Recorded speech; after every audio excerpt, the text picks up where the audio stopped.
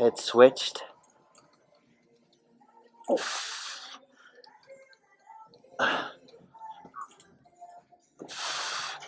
Going for 10.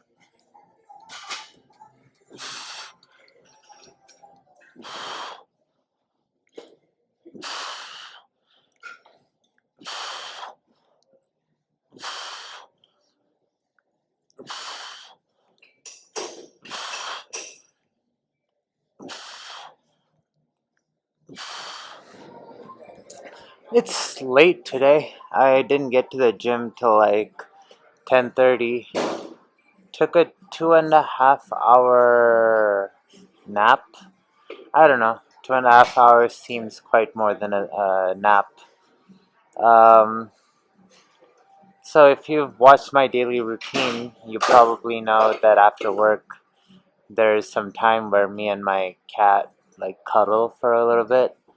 That just that session, I guess, got extended to 2.5 hours. Was feeling pretty exhausted, and also I'm not a huge fan of like getting up when my cat's on top of me. Uh, like I don't like to disturb him, and then that usually ends up with me falling asleep and stuff like that. Although if there is an actual thing that I need to make time for, I will get up. But today was not one of those days. In any case, got to the gym here pretty late, did 25 minutes of backward walking.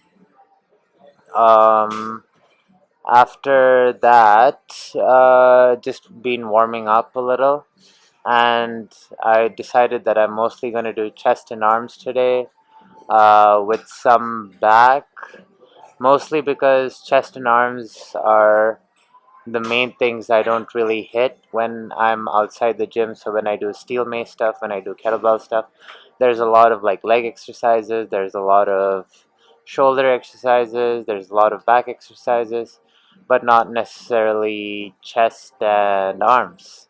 So gonna do majority chest and arms, but still gonna throw in some back because I like to superset chest and back. I love the feeling that you get when supersetting a push and a pull.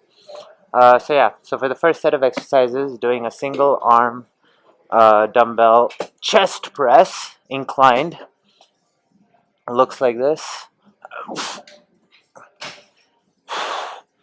Going relatively light, but I'm going for like full stretch and slow controlled reps.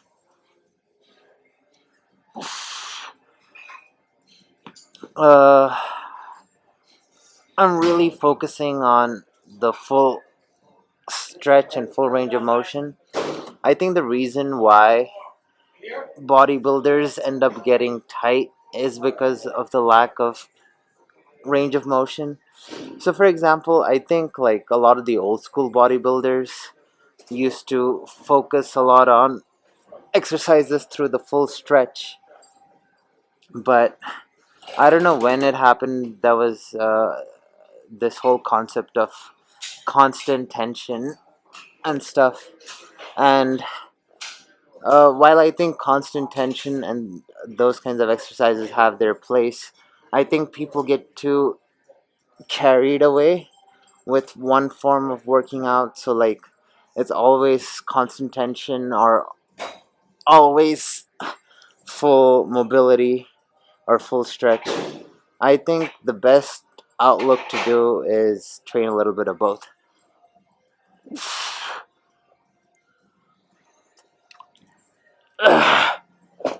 Going for 10 each side, which pretty much means there's benefits to doing both the, you know, quick, uh, or not necessarily quick, doing the movements through not full range of motion, where there's constant tension, so to speak, on the muscle.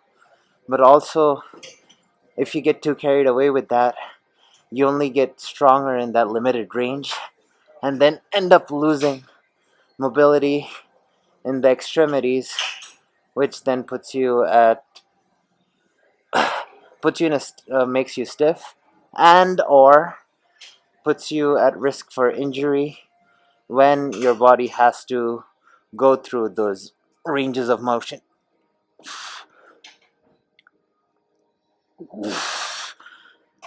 The single-handed nature of this movement also forces a lot of core recruitment.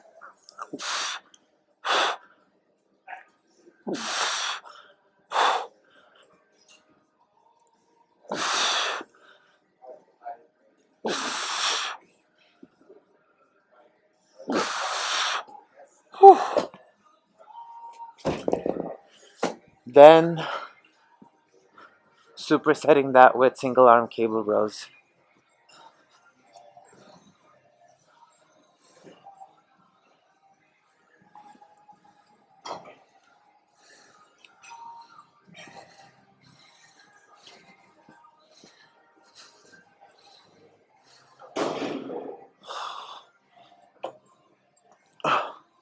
With single arm cable rows, I'm rotating with like away from the cable, and as I pull it, I'm going to rotate towards it.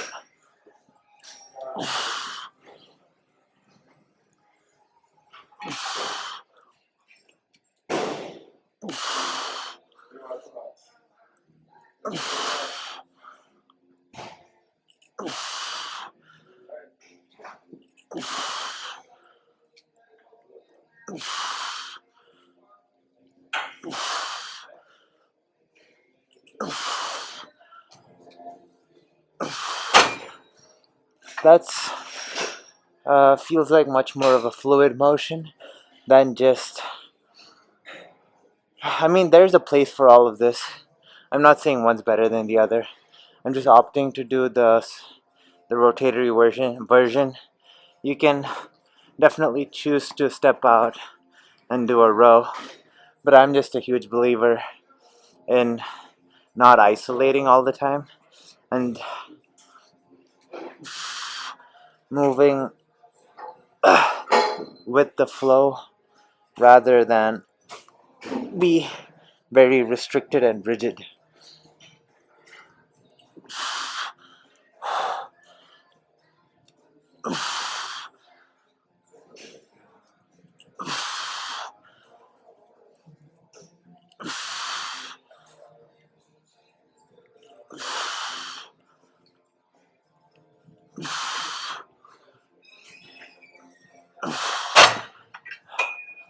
I don't think any exercise is good or bad on its own. I think context matters a lot. Like if you don't care about rigidity or fluidity and all you want to do is build your back, then yeah, just keep your feet planted, lean forward, do that version. But if you're trying to get more acquainted with using your body as a unit, moving with the weight, and things like that, then the more fluid version makes sense. Yeah, it really depends. Everything really depends on goals, whether you're injured or not, etc., etc., etc. And depending on the context, an exercise may be good or bad. So, anyway, I'm gonna do this for a bit and then on to something else. So, for the next exercise, combining um, a row with a chest press. So, um, I've mentioned this before whenever I do like rotational style training, where so if you see like I guess fighters or like even in I guess in karate there is this drill where you do ha ha. There is something about coiling one side with like a rotational pattern and pushing out with the other hand that seems to allow people to generate more power. Um, like so you like with most one arm movements, like even if you're thinking about throwing a baseball or something, there's usually like a full stretch of one side, and then you quickly coil and then release with the other. So in my mind, the exercise that I'm about to do is probably an effective way of training that system, but with like, I guess, weight training exercises, if that makes sense. So yeah, uh, gonna do single arm dumbbell presses one with one hand and rows with the other. Looks like this.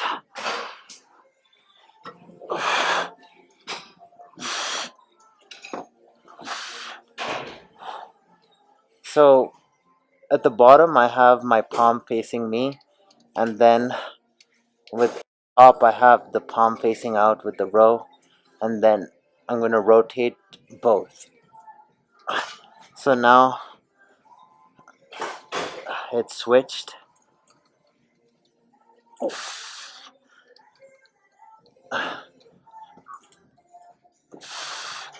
Going for 10.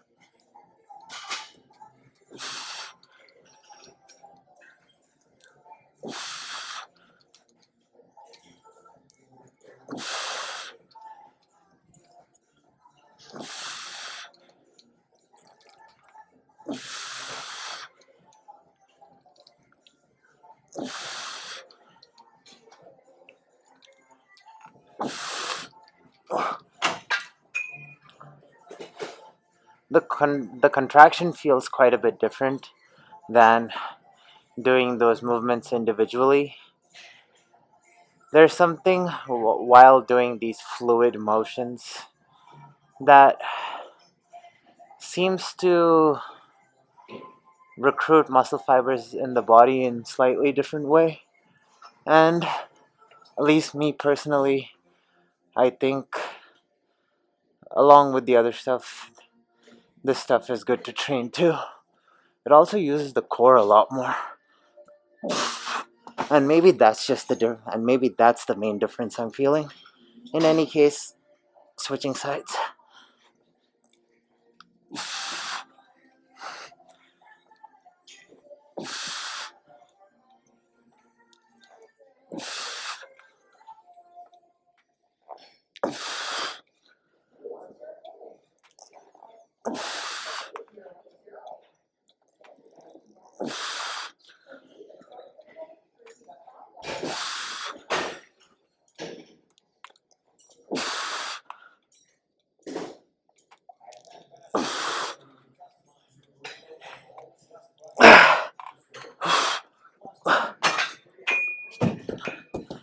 Oh, so yeah, gonna do 4 sets of this. Uh, Probably gonna move into arms after this. Moving into some arms. So going to do towel grip, single hand curls. Using a towel and wrapping it around the kettlebell. So this thickens up the grip and also makes it unstable and weird, which forces the forearms to work a lot harder. And also creates an instability component, which makes the biceps have to contract a lot more intentionally, if that makes sense, leading to a better mind muscle connection.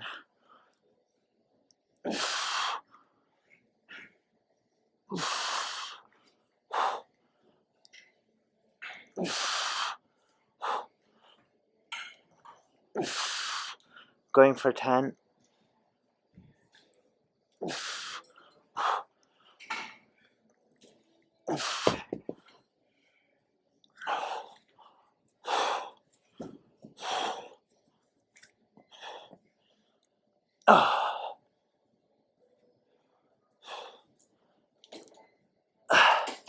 Trying to focus on getting a full stretch of the bicep.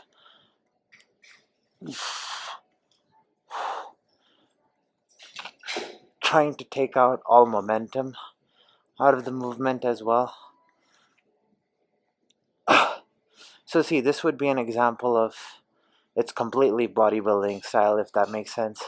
Although I'm using a towel and stuff, at the core of it, it is just a pure isolation bicep exercise. So there's times when you want to do stuff like this.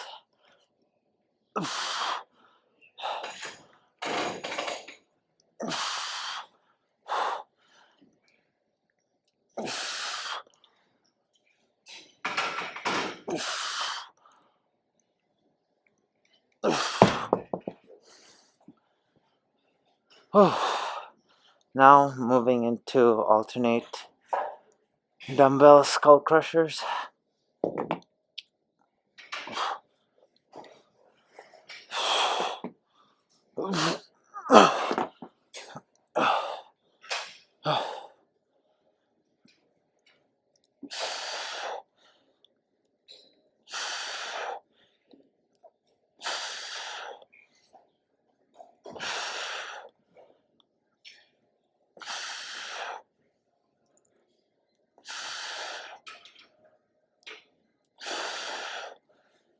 Bicep tricep supersets are great for a good pump. Plus, when the triceps are working, the biceps get to rest, which reduces the rest period between sets.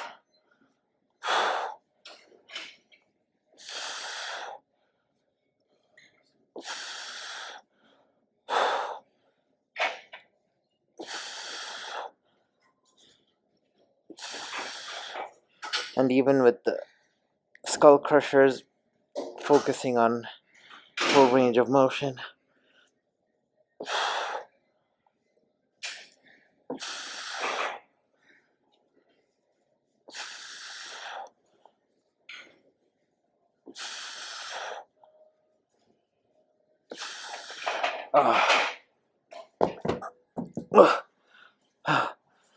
so yeah, supersetting these two, bis and tris, gives a really good pump.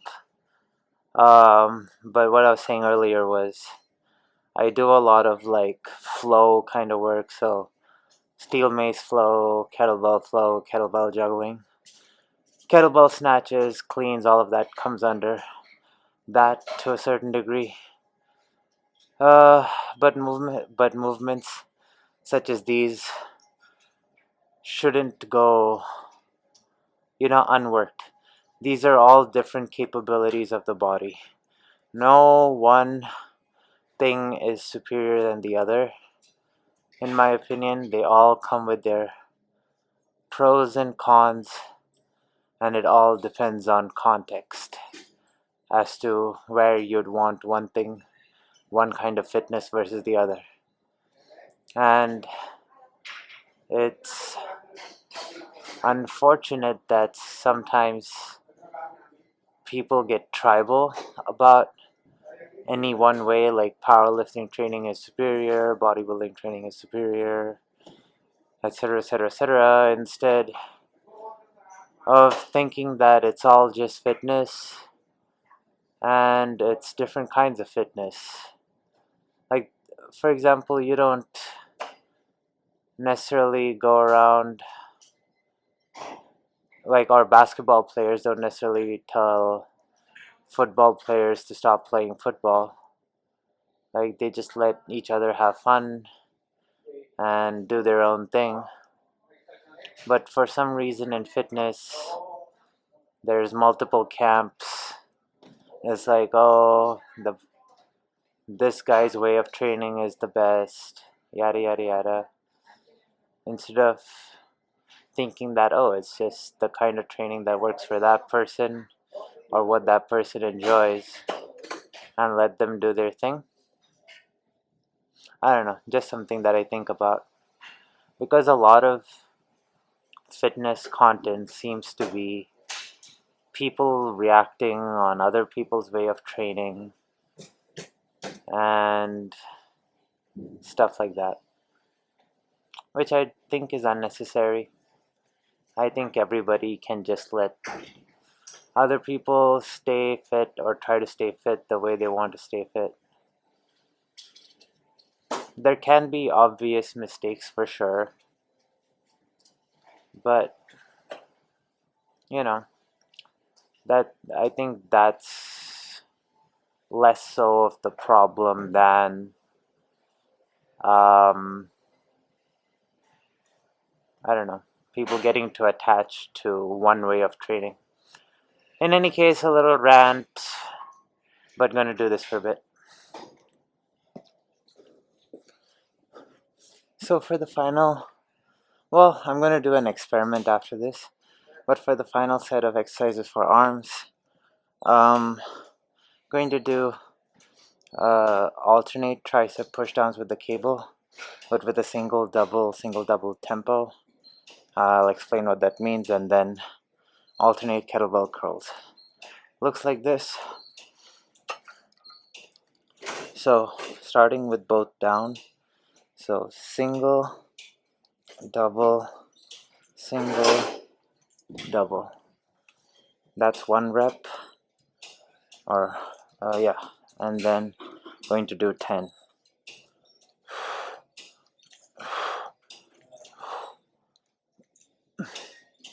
I find playing around with tempos a good way to kind of exhaust and direct blood flow into different muscle groups.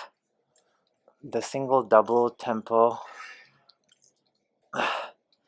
for me has helped, or well, not has helped.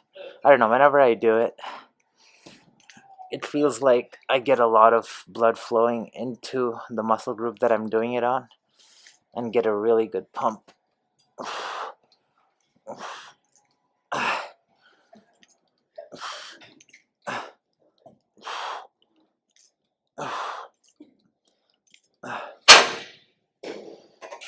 Then supersetting that with alternate curls with the kettlebell.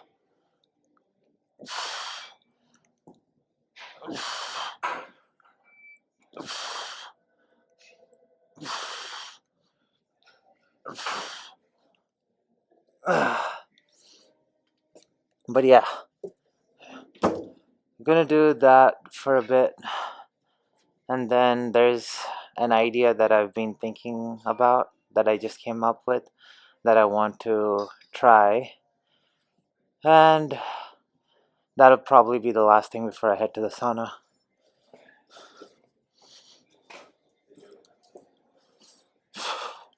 So here's the experiment that I'm talking about. So in previous videos I've done this thing that's like a suitcase hold shoulder press, which looks like this. You have a heavy kettlebell or heavier weight usually in one hand, then the other hand's doing like shoulder presses. And what this does is the core has to compensate for the fact that there's weight pulling you down one way while the other side has to do shoulder presses, right? And so that's a case in which the heavier weight is trying to pull you down and then you're trying to press with the other. So it got me thinking, what if the weight was trying to pull you up? So that led me to think I could achieve that by sitting on the floor and holding on to the cable, and that would force one side to get pulled up.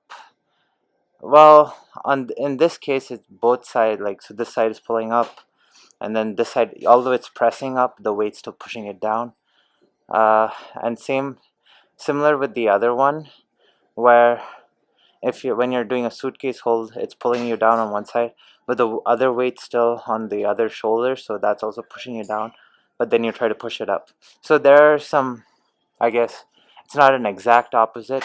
There's in both cases there's a shoulder press involved, but at least what's going on one side changes, where it's pulling you up on one side, and the compensation that your body is doing is to prevent that exaggerated upward tilt, and then maintain the necessary stability to perform the shoulder press with the other hand. So that move looks like this. So sitting on the floor and holding the cable, and I have a decent amount of load on it where I feel like it wants to pull me this way, and then going to shoulder press at the same time.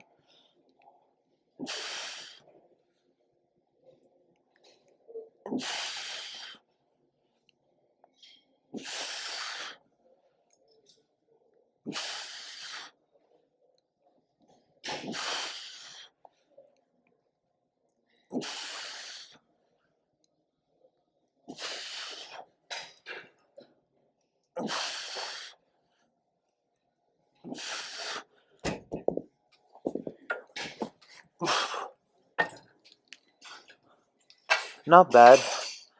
I can't truly explain biomechanically what all is going on, but there is definitely something going on. And so similar to the suitcase hold, where there's benefits in, I guess, the core muscles to maintain that stability, but in a different angle. This probably trains the stabilizers required to perform, like, or I guess the core muscles to perform stability at a different angle, which, is probably good.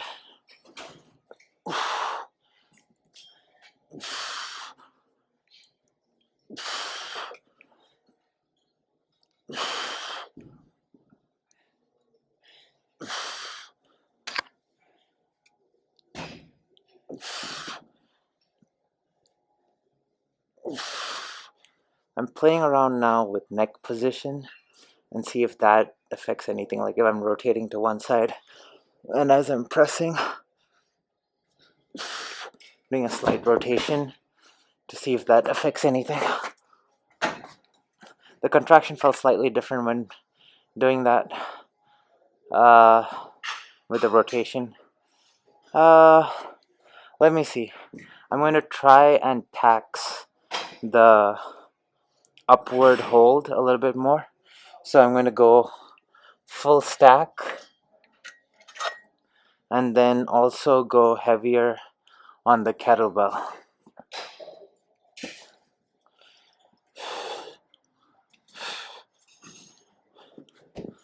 Alright, let's see how this changes things. Sometimes you need to go heavy enough to where it becomes a true challenge for the body, for you to really detect the differences. And so that's my goal. I'm going heavier in a way that I know my body can handle it, but still quite a bit taxing.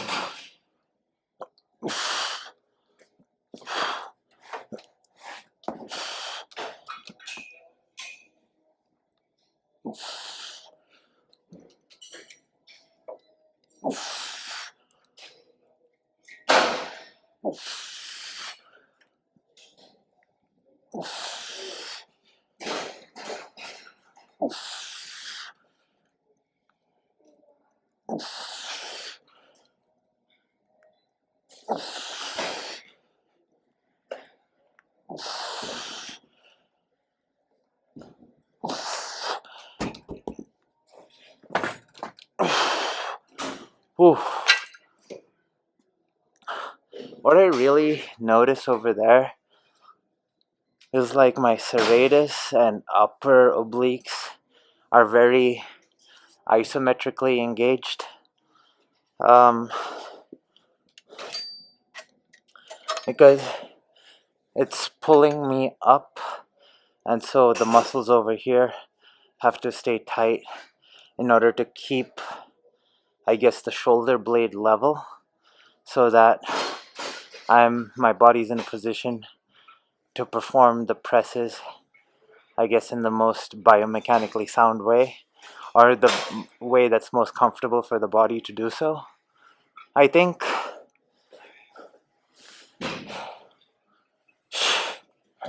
but it's good to have some time to experiment and play around in the gym so that you can try out concepts such as these and see if there's anything about it that works or doesn't work.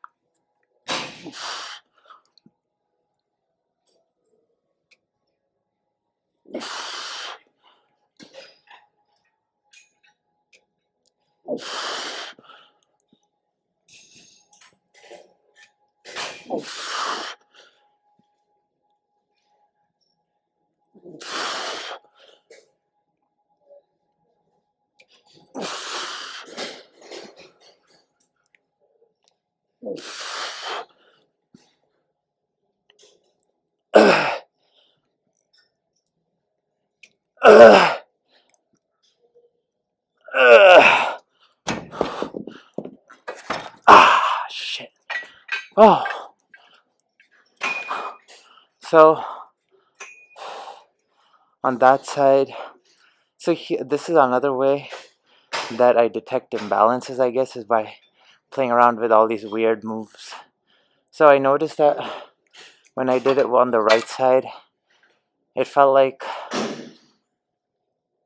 I don't know, like it was overstretched almost. And then with the left side, it felt like there was more room for it to move. So I've mentioned this quite a few times before. I have an imbalance somewhere in the shoulder serratus area, which forces my body to stay slightly tilted sometimes.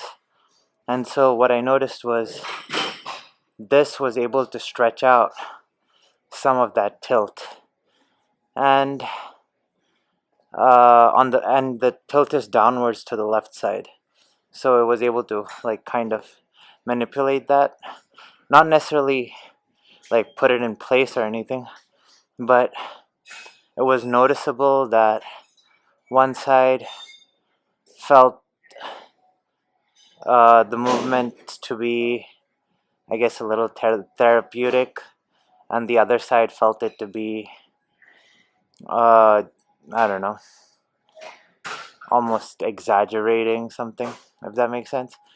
In any case, a little experiment, probably good to do. We'll have to do some more research on the muscles involved, or how it recruits the body, or like what system is being involved, because I do know that when you do a suitcase hold, your obliques and quadratus lumborum and abs have to stay tight on one side so that you maintain that stability while doing whatever move with the other hand.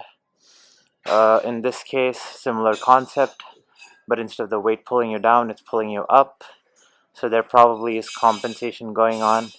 At least for me personally, I felt it in the upper abs, serratus, and upper obliques, which is probably what's actually going on, to keep the things in place while I can perform a movement with the other hand. The rotational thing that I added towards the last few reps, I think allowed me to exaggerate that stretch and feel things a little bit more. But yeah, that's all for today's workout. I'm going to head to the sauna and do some mobility in there. It's pretty late. Hopefully this video comes out on time. If not, it'll just be a late upload. That's all for today's video. See you all tomorrow.